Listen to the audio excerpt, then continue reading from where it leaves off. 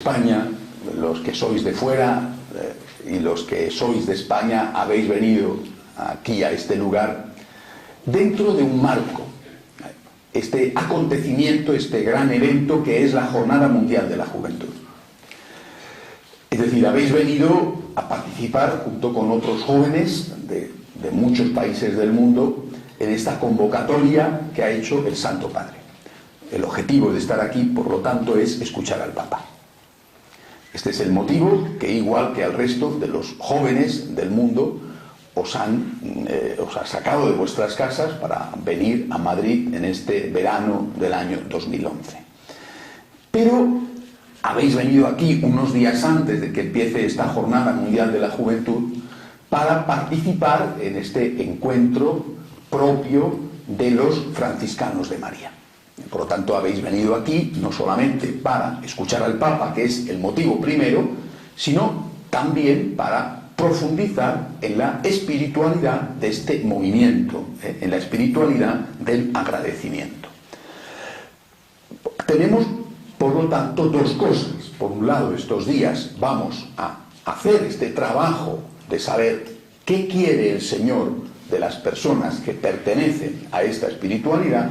Y por otro lado, después, cuando termine nuestro encuentro, nos uniremos al resto de jóvenes para saber qué es lo que el Papa tiene que decir hoy a la juventud del mundo. A esta juventud plural, juventud católica, también no católica, porque el Papa va a hablar para todos los jóvenes del mundo, pero a esta juventud de la cual vosotros, nosotros, formamos parte. Yo quisiera en estos días que vamos a estar juntos que pudierais, al menos un poquito, porque no es mucho el tiempo que tenemos, conocer algo de lo que es este movimiento de espiritualidad y la rama juvenil de este movimiento de espiritualidad. Y que salierais de aquí sabiendo qué es esto y, por lo tanto, pudiendo darle una respuesta a Dios que os sirviera para decirle al Señor: este es mi sitio en la iglesia, esto es lo que yo quiero hacer, aquí es donde tú me llamas. Por eso esta primera meditación de esta mañana me gustaría que fuera dirigida a plantear qué es en general un movimiento de espiritualidad. Siempre a lo largo de los siglos, en los 2000 años de historia de la Iglesia, siempre el Espíritu Santo, que es el que se encarga de esto dentro de la Santísima Trinidad, siempre ha suscitado, a través de personas concretas, ha suscitado soluciones a los problemas. Estas soluciones, estas medicinas para las enfermedades, son los movimientos de espiritualidad. Hoy los llamamos así, en otro momento de la historia sin duda se han llamado de otra forma, congregaciones religiosas, o cualquier nombre, pero el fondo es siempre el mismo. Hay problemas de todo tipo, hay problemas educativos, niños sin escolarizar, y entonces el Espíritu Santo toca el corazón de varias personas que dicen vamos a hacer algo para solucionar este problema, y se fundan las congregaciones religiosas dedicadas a la enseñanza, por ejemplo, ¿no? Hay problemas de sanidad, no hay atención médica, y el Espíritu Santo suscita, toca el corazón de personas que se dedican a curar enfermos, o a atender a ancianos, o a recoger niños de las calles, o a recoger moribundos, como por ejemplo la Madre Teresa de Calcuta. Siempre esto ha sido así, y esto es lo primero que tenéis que entender, porque es especialmente importante entenderlo. Todo movimiento de espiritualidad es una respuesta a un problema.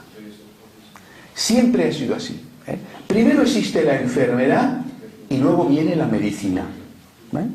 Y siempre también ha habido una persona, en algún caso un pequeño grupo de personas, que ha sido utilizado por Dios como, digamos, catalizador, como instrumento que capta, por un lado, la situación, el problema, y que empieza a hacer algo para intentar solucionar el problema.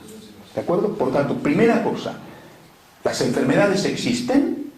Segunda cosa, el Espíritu Santo actúa a través de personas, no mandando a los santos ángeles, sino a través de personas que tanto que son seres humanos, son personas con sus defectos, son seres humanos, o incluso no solo con sus defectos, sino con sus pecados, pero que el Señor los utiliza como instrumentos para, con la gracia de Dios, contribuir a solucionar, a curar esas enfermedades.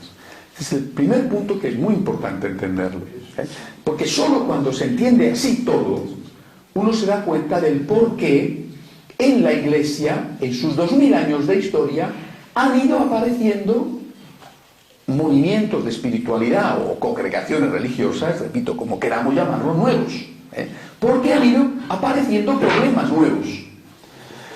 A veces eran problemas viejos, pero que en ese lugar no había nadie que los solucionara. O sea, hay congregaciones dedicadas a la enseñanza, pero a lo mejor unas monjas en un país empiezan una nueva congregación porque en ese lugar no hay suficientes colegios, por ejemplo, ¿no? Y entonces allí surge esa congregación.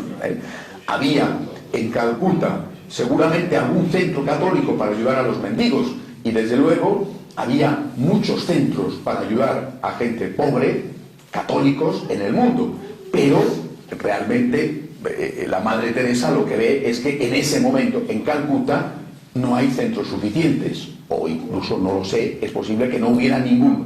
Y por eso ella decide empezar a recoger a los mendigos de las calles. Podía haber dicho, me pongo en contacto con, por ejemplo, las hijas de la Caridad de San Vicente de Paúl y les pido que vengan aquí a fundar. No fue eso lo que Dios le pidió, sino que le dijo, empieza tú, empieza a recoger mendigos, y después se le fueron uniendo otras personas que formaron con ella esta congregación. Bien, esto, digamos, es un marco general que, repito, es muy importante entenderlo. Ahora, el siguiente punto que tenemos que preguntarnos es, ¿qué está pasando ahora?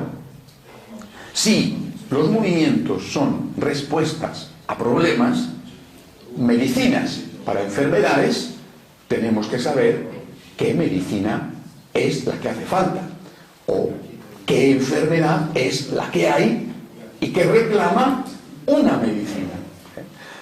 Esa persona, esas personas que llamamos los fundadores, la Madre Teresa, Santa Teresa de Jesús, San Ignacio de Loyola, San Juan de la Cruz, San Francisco de Asís, esto por citar los que son santos. Hay otros que no están canonizados, quizá algún día lo estén. Continuamente la Iglesia está canonizando fundadores y también canoniza o beatifica personas que no son fundadores, no solamente a los fundadores los canonizan, ¿verdad? Bueno, estas personas, todas ellas han experimentado una llamada. Quizá la experiencia que tiene San Francisco de Asís es la que mejor representa algo que es común a todos los fundadores. Por eso voy a contar brevemente esta historia, ¿no? Que cuando San Francisco se convierte, más o menos tenía 18 años, y se convierte en una situación trágica de su vida, participa en una batalla, y en la batalla es hecho prisionero, está a punto de perder la vida, le meten en la cárcel, está a punto de perder la vida, de hecho mueren otros de sus amigos. Su padre rico le salva pagando un gran rescate por él, pero mientras él está en la cárcel comprende que todas las cosas con las que soñaba, tener una familia, tener sus hijos, el negocio de su familia que era próspero, todo lo que, y que eran cosas buenas, todo eso se le podía haber ido de un momento a otro debido a que podía haber muerto como había muerto tanto de sus compañeros, ¿no? Entonces en la cárcel empieza un proceso de conversión. Cuando sale de la cárcel, él se hace consciente de que Dios le ha dado una nueva oportunidad para vivir. Y además empieza a gustar, a experimentar que las cosas que antes le llenaban ya no le llenan. No es que no le gusten, San Francisco era conocido en su ciudad de Asís como el rey de las fiestas. Es decir, era el juerguista del pueblo. Le seguían gustando las fiestas, aunque no tenemos constancia, probablemente no debería de llevar una vida de castidad muy adecuada. Le seguían gustando, por lo tanto, las mujeres, le seguían gustando las fiestas. San Francisco, cuando se convierte, sigue experimentando lo mismo. Le gustan las fiestas y le siguen gustando las mujeres. Pero ya, aunque sus amigos, sobre todo después de salir de la cárcel, le han organizado muchas fiestas de bienvenida, ya no experimenta lo que antes experimentaba. Todo eso le sabe a poco. Nota que necesita algo más. Y tiene en su interior un desasosiego, una gran inquietud. La gente no le entiende. Su padre, él es un gran comerciante, su padre y el hijo también, su padre piensa que es algo transitorio, que se le pasará, y le da todas las cosas que él quiere. Incluso le vuelve a meter en una expedición guerrera, para ver si con eso él sacia la inquietud que tiene dentro, esa sensación de no me basta, no tengo bastante, no tengo suficiente. Esto es bueno, no ya las juergas o el sexo, sino la familia, el trabajo, esto es bueno, me gusta, pero hay algo dentro de mí que me dice no es bastante, no es suficiente. Pero el pobre San Francisco no sabe más. Tampoco tiene un director espiritual que le ayude. Y durante unos años, no un día ni un mes, descubre un lugar muy cerquita de su ciudad, de su pueblo, una ermita en ruinas dedicada a San Damián, donde él encuentra paz. Y va a esa ermita una y otra vez, cada vez que puede escaparse de los negocios que su padre le hace trabajar, los negocios familiares, va a esa ermita a preguntarle a Jesús, ¿qué quieres que haga? Por lo tanto, no va a decirle a Jesús, dime lo que yo quiero oír, sino que va a decirle a Jesús, ¿qué es lo que tú quieres de mí? San Francisco está rendido a Dios, porque ha comprendido que solamente así callará esa voz interior, esa inquietud, y que de lo contrario, aunque la tape, como cuando se tapa una herida, la herida está dentro, y la herida está supurando y va a enfermar a todo el cuerpo. Entonces San Francisco se ha rendido a Dios y le pregunta, no un día ni dos, durante mucho tiempo, porque tiene, repito, una inquietud dentro. Porque lo que el mundo le ofrece, que es bueno, que antes era su mundo y no soñaba con otra cosa, ahora, al haber recibido una nueva oportunidad para la vida, al haber vuelto a nacer, porque ha estado a punto de morir, él nota que ya no le basta, que ya lo otro que le sigue atrayendo ya no le llena. Entonces le pregunta a Jesús, ¿qué quieres que haga? Llena tú esta inquietud, llena tú este vacío. Repito, esta experiencia de San Francisco es un modelo. Esto ocurrió, es un modelo. Esto lo vemos en muchos santos. Gracias a Dios, en San Francisco lo tenemos muy bien descrito. Es un itinerario de vida espiritual. Cuando el Señor, después de haber, digamos, dejado que San Francisco durante tiempo insista hasta que se dé cuenta suficientemente de que solo Dios va a llenar ese hueco, ese vacío, solo Dios va a calmar la inquietud, solo entonces Dios le da a San Francisco la respuesta que él estaba pidiendo. Y esta respuesta es también un modelo, un prototipo. La respuesta de Dios, que le habla a través de aquel crucifijo, es: repara mi casa, que como ves amenaza ruina. Como ya sabéis por la historia, San Francisco piensa en un primer momento que es la ermita en ruinas, la ermita de San Damián, y empieza a buscar piedras para reconstruir esa vieja iglesia. Y ahí es donde se le empiezan a unir los primeros compañeros. Ahí es donde va a empezar la experiencia franciscana. En realidad, Dios no le estaba pidiendo eso, ¿eh?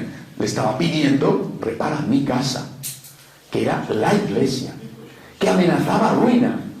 Tenía la herejía de los cátaros, la herejía de los albigenses, valdenses, pero sobre todo tenía el gran problema de corrupción interno en la iglesia. Un problema gravísimo, interno, que era lo que provocaba que muchos hijos de la iglesia dijeran: nos vamos. Esta no puede ser la iglesia de Jesucristo con tantos pecados. Nos vamos. Y lo que va a hacer San Francisco es justo lo contrario. Esta sí es la iglesia de Jesucristo. Hay que curarla, hay que amarla, hay que defenderla. No me voy, sino que quiero ayudarla. Es mi madre, y a mi madre no la desprecio, la ayudo. Mi madre está enferma, mi madre tiene defectos, pero primero yo también los tengo, y segundo, ahora es cuando mi madre me necesita más. Ahora que la veo enferma y que la veo con defectos que quizá antes no vi, ahora es cuando me necesita. Voy a ayudar a mi madre, voy a reparar la casa que amenaza ruina. Cristo no le dice a San Francisco: vete de esta casa que amenaza ruina y funda otra. Le dice: repara mi casa, que es la Iglesia Católica, mi casa, pero que, como ves, amenaza ruina. Os he contado esta historia no solo porque es la historia de San Francisco, importante para nosotros franciscanos de María, como es lógico, sino porque es un modelo, es un prototipo que vale muy bien para la persona, es decir, para cada uno de nosotros, quizá, que a lo mejor en este momento está también con una inquietud. Hay algo dentro que no se termina de llenar, de satisfacer con lo que el mundo te ofrece, y entonces tú también dices: ¿qué tengo que hacer para llenar esto? Para sanar esta herida.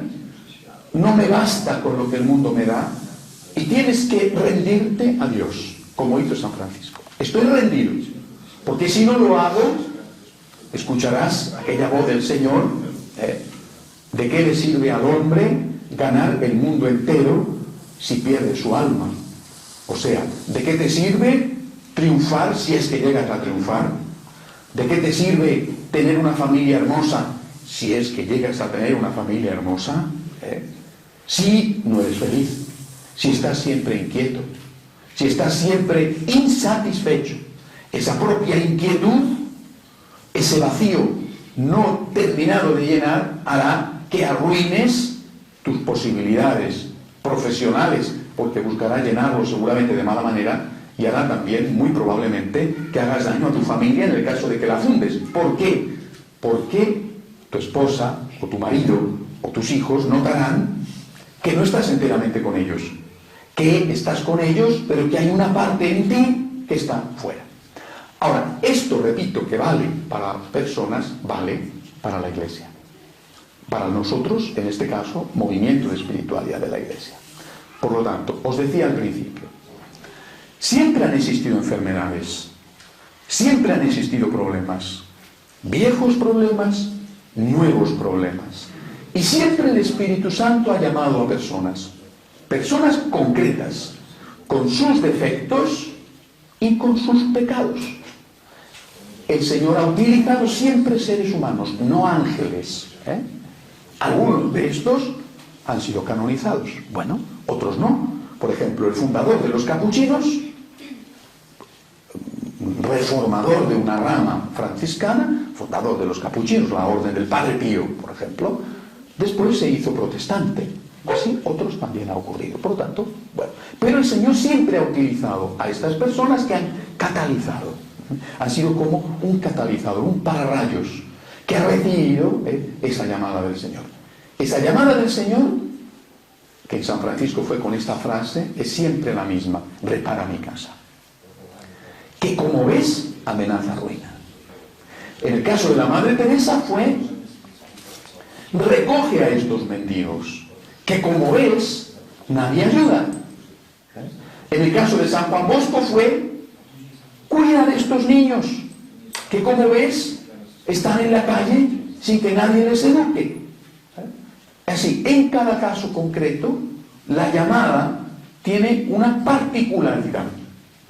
Pero siempre es el mismo esquema, tanto para ti como persona, como para esa persona que va a empezar una nueva experiencia. Cuando una persona concreta, la Madre Teresa, San Ignacio, San Francisco, empieza, da una respuesta a un problema. Mejor dicho, el Espíritu Santo, a través de esa persona, da una respuesta a un problema. Y hay otros que dicen, efectivamente, este es el problema, o este es un grave problema. Yo quiero colaborar contigo. Yo quiero colaborar contigo, le dicen a esa persona, a ese fundador, a esa fundadora, quiero colaborar contigo para intentar solucionar ese problema. Y así es como surgen las congregaciones o los movimientos de espiritualidad. Hay una persona que empieza y hay otras personas que dicen, voy a ayudarte, porque tú solo no puedes. Hay alguien que inicia. La Madre Teresa se va sola, ella era monja, deja su convento, ella sola se marcha, consigue que la cedan un templo hindú, el templo de la diosa Kali, que era la diosa de la muerte, y allí ella sola empieza a recoger mendigos. Pero al día siguiente, a los pocos días, se le unen algunas antiguas alumnas suyas. Las alumnas no hubieran ido nunca si no hubiera sido la Madre Teresa la que hubiera ido la primera. Nunca hubieran ido. Pero cuando se enteran de que alguien ha empezado, dicen, yo también quiero recoger mendigos. Y entonces empieza la congregación. ¿Veis? Siempre es así. Mires el caso que mires en la historia, siempre es así. Uno empieza y otros dicen, vamos a ayudar en esta tarea. Porque se dan cuenta de la gravedad del problema y porque acogen una llamada de Dios en su propio corazón, que, aunque no sea una llamada de iniciación, que ya la ha tenido el fundador o la fundadora, es una llamada también para colaborar a solucionar ese problema.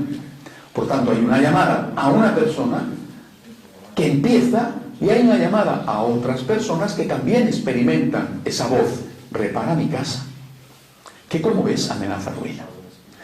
Ese grupo empieza a hacer un trabajo, más o menos se expande. Y ese trabajo, que puede ser de tipo social, recoger mendigos, educar niños, cuidar ancianos, atender enfermos, o puede ser de tipo espiritual, ese trabajo recibe, unas personas reciben sus frutos. Los niños educados, los enfermos curados, los ancianos atendidos, reciben sus frutos. Esas personas que reciben los frutos probablemente no van a participar de la congregación. Quizá algunos sí. Quizá algún niño que ha ido a un colegio de salesianos diga, yo quiero hacerme salesiano. Bueno, es posible, pero otros no. Igual pasa con los movimientos. Una persona emprende un camino, otros se le unen y en su conjunto reciben ese don, esa medicina para la enfermedad. Distribuyen la medicina. Los que reciben la medicina, algunos de ellos dirán, yo también quiero no solo tomarme la medicina, sino distribuir la medicina. ¿Veis? Y otros dirán, yo solo quiero tomar la medicina. Hay, por lo tanto, dos cosas distintas. La medicina que recibe cualquiera que quiere tomarla y la labor de distribuir la medicina. Por lo tanto, ¿qué es un movimiento de espiritualidad o una congregación religiosa? un grupo de personas que quieren trabajar para reparar la iglesia que amenaza ruina en esa cosa concreta. Que no solamente viven una espiritualidad, sino que quieren difundirla, dar la medicina a otros, tomarla ellos, claro, porque si tú estás hablando, en nuestro caso, de agradecimiento y no es agradecido, no tiene sentido, ¿verdad? Tú tienes que intentar ser agradecido, pero a la vez ser una persona que lleva a otros la misión del agradecimiento. Es decir, que les dice a los demás, tienes que ser agradecido. Otras personas dirán, yo comprendo, gracias a que tú me lo dices, que tengo que ser agradecido. Y ahí se quedarán. Y no harán ninguna cosa más que ellos ser agradecidos. En cambio, algunos dirán, yo no solamente quiero ser agradecido, sino que quiero, como tú, ayudar a otros, enseñar a otros, hablarles a otros del agradecimiento debido a Dios. Esto es un esquema general de lo que es un movimiento, muy sintético de lo que es nuestro movimiento. He experimentado una llamada. Hemos experimentado una llamada. ¿Qué llamada? Repara mi casa. Esta es la llamada. Repara mi casa. Acogiendo la llamada, estamos saciando una sed interior, calmando una inquietud, llenando un vacío, ese vacío que tenía San Francisco. Acogiendo la llamada de Jesús que nos pide ayuda, repara mi casa, que como es amenaza ruina, llenamos un vacío interior. Le hemos dicho al Señor, ¿qué quieres que haga? Y Él nos ha dicho, repara mi casa, que como ves amenaza ruina. Nos hemos reunido para colaborar juntos, no solamente viviendo nosotros esta espiritualidad, sino haciéndola vivir a los demás. Nos hemos constituido, por lo tanto, en un movimiento, es decir, en un grupo organizado. En un grupo organizado que, repito, no solamente a nivel individual, sino como grupo organizado, ha recibido una llamada de Jesús para colaborar, para evitar esa ruina que amenaza a la Iglesia. Quisiera, aunque sea rápidamente, hablaros de cuál es mi visión, porque esto es muy importante, mi visión de cuál es esa ruina. Y digo cuál es mi visión, y aquí personalizo ya. Personalizo por un motivo, porque si escucháramos a la Madre Teresa, a la Beata Teresa, diría cuál es su visión. Es decir, ¿qué fue lo que a ella le movió para dejar su convento? ¿Qué fue lo que a ella le tocó el corazón? ¿Cuál fue el problema que ella vio? ¿Cuál fue la enfermedad que ella vio? Planteando ella la enfermedad, habría personas que dirían, yo también veo esa enfermedad. Y otras personas dirían, yo la veo, pero no cuentes conmigo. Y otras personas dirían, yo no la veo. Cuando San Ignacio funda a los jesuitas, ve un problema, plantea el problema. San Ignacio intenta fundar al menos 3 veces. Intenta fundar en Alcalá y fracasa. Intenta fundar en Salamanca y fracasa, perseguido por la Inquisición en ambos casos. Se va a París y allí funda. Y lo que va a hacer San Ignacio es plantearles el problema que él ve a un grupo de compañeros estudiantes de teología en la Universidad de la Sorbona de París. Y ellos dicen, vemos el problema que tú ves, vamos a trabajar juntos. Por lo tanto, San Ignacio está planteando su visión del problema. ¿Veis? Que seguramente no era la única visión o el único problema. Ahora, yo tengo que plantearos cuál es mi visión del problema. ¿Qué es lo que yo veo?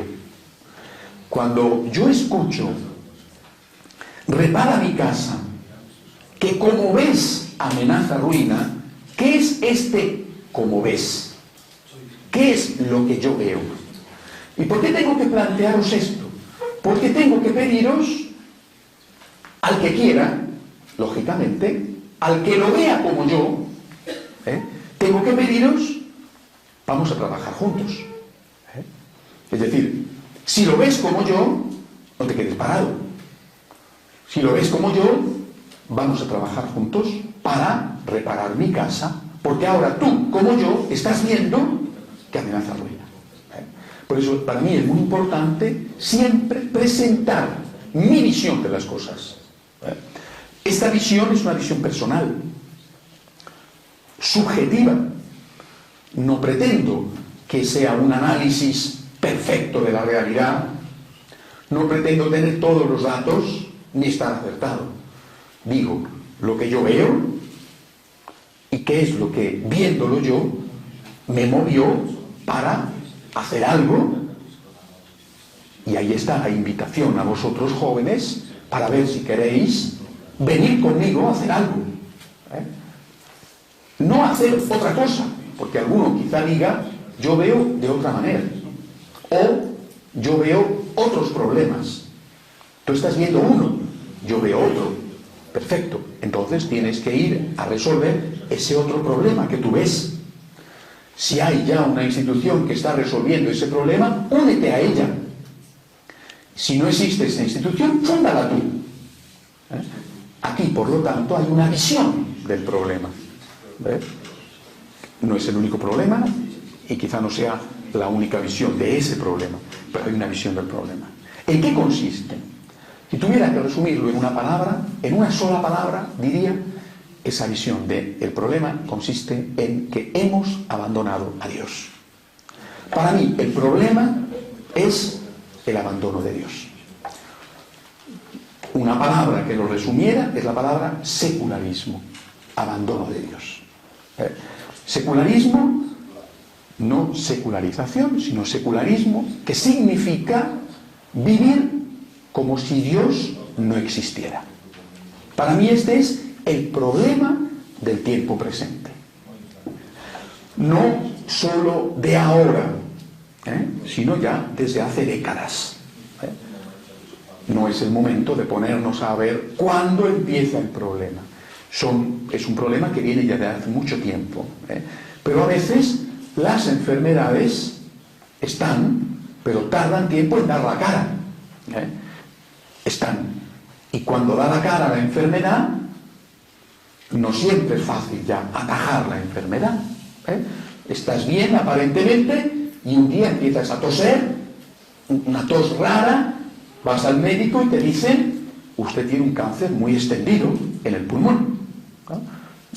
O un día notas un bulto en el pecho, vas al médico y te dicen, tiene usted un tumor. Si se hubiera usted dado cuenta antes, cuando era apenas un granito, y tú no te has dado cuenta.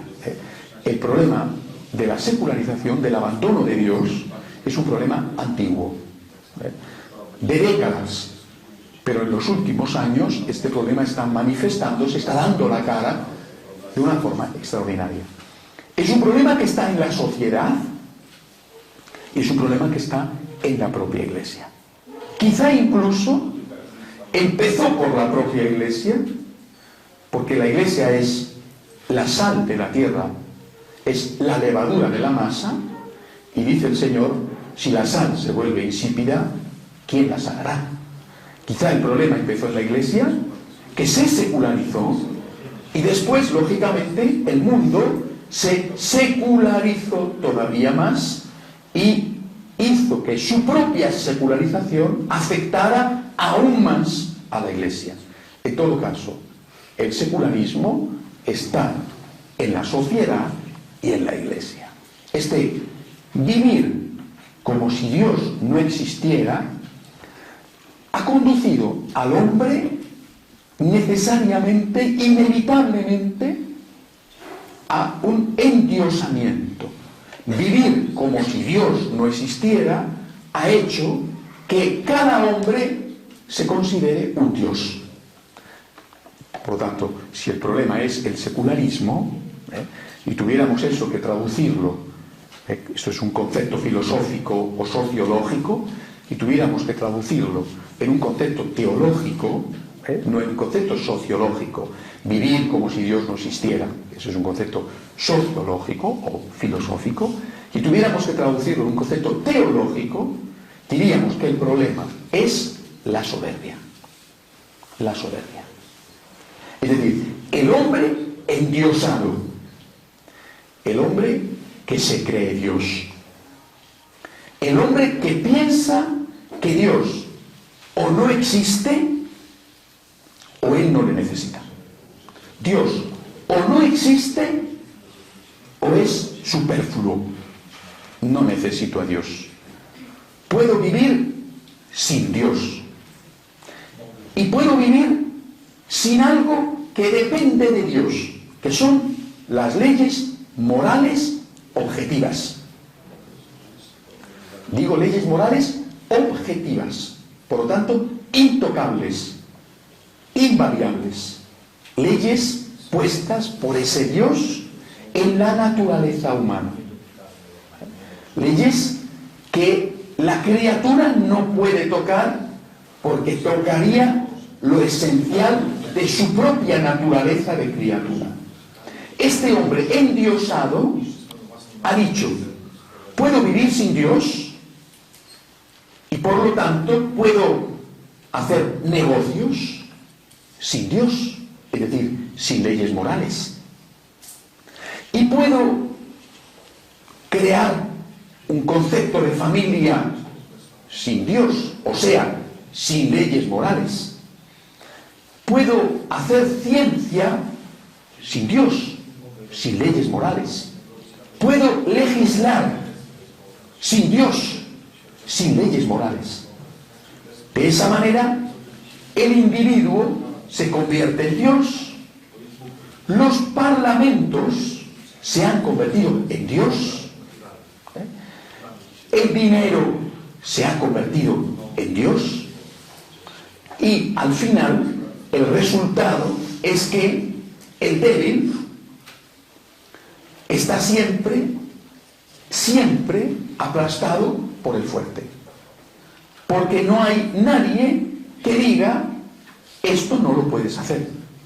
Ya nadie pone un límite moral para que determinadas cosas no se hagan.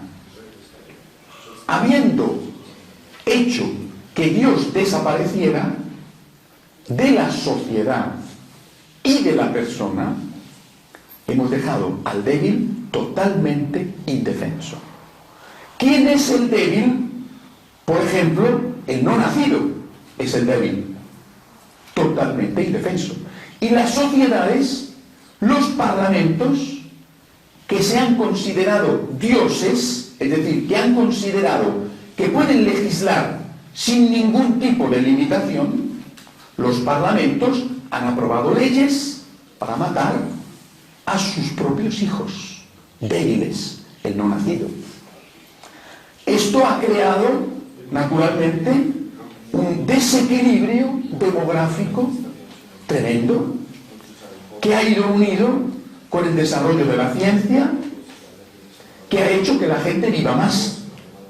Este desequilibrio demográfico ha hecho que en determinados países llamados del estado del bienestar, países occidentales sobre todo, haya cada vez más una población anciana con un número muy elevado, que resulta imposible de atender debidamente. Viven más, requieren más gasto, por ejemplo, sanitario, o requieren más gasto de pensiones, y como han matado a los niños, se ha invertido la pirámide de población y resulta que hay pocos que tienen que trabajar para sostener a muchos. La consecuencia inmediata es la eutanasia. Hay que matar al anciano. Primero se mató al niño y ahora hay que matar al anciano y al enfermo. Este es el camino de este tipo de sociedad endiosada. Esta sociedad sin Dios es una sociedad sin leyes morales. Esta sociedad endiosada destruye al hombre y empieza por destruir al débil. Le deja más débil que nunca en la historia. Mata al niño, mata al anciano, mata al enfermo y después va acabando con los más débiles de dentro de ella. Las personas que no tienen recursos económicos, los países que están en condiciones de desarrollo más limitado y que son explotados para intentar que no caiga el nivel de vida en los países más ricos. Y así todo, naturalmente, este tipo de sociedad crea inevitablemente violencia. Crea violencia porque te despierta unas expectativas de vida que no puedes satisfacer. Unas expectativas de vida económica que no puedes satisfacer. Hay una gran cantidad de jóvenes sin empleo, unas expectativas de felicidad que no puede satisfacer porque al final ni puede darle el dinero que le ha ofrecido y aunque se lo dé no se siente feliz el joven, y el resultado es lo que estamos viendo justo en estos días en que acuden a Madrid miles de jóvenes. En estos días estamos viendo la ciudad de Londres arder, otras ciudades de Inglaterra arder, porque bandas de jóvenes, muchos de ellos incluso menores de edad, reaccionan con una violencia injustificada ante una sociedad que les ha frustrado, una sociedad que les había prometido la felicidad y que no se la puede dar, porque no les da ni trabajo, ni les da ideales, no les da nada. Y la reacción es la violencia. Quisiera terminar, por lo tanto, aquí esta primera meditación, una breve exposición que seguiré después, la siguiente charla de esta tarde, pero al menos que entendáis mi visión de la vida. El problema hoy, para mí, es la falta de Dios. Traducido en un lenguaje teológico, para mí el problema es la soberbia. Este es el problema de nuestra época, la soberbia. La soberbia, que es equivalente a vivir como si Dios no existiera. Vivir, es decir, legislar, hacer economía, hacer ciencia, relaciones familiares o relaciones sexuales, cualquier cosa, porque vivir lo abarca todo, ¿no? Vivir como si Dios no existiera. No tener en cuenta a Dios y por lo tanto no tener en cuenta unas leyes morales absolutas, objetivas. No estoy hablando de unas leyes morales específicas de una religión, la nuestra, la otra, sino leyes básicas, absolutas, objetivas, puestas por el Creador en el ser humano. El hombre ha quitado a Dios de su trono, se ha colocado él. Pero él, colocado en el trono diciendo yo soy Dios, experimenta que a su lado hay otro que dice no es verdad, tú no eres Dios, Dios soy yo. Y ambos que litigan para ser dioses ven a un tercero que dice no es verdad, ninguno de vosotros dos es Dios, Dios soy yo. Vivimos en un mundo de lucha de dioses, donde el más fuerte inevitablemente va a aplastar al más débil, sea el bebé, sea el anciano o sea el que no tiene empleo. El más fuerte va a aplastar al más débil.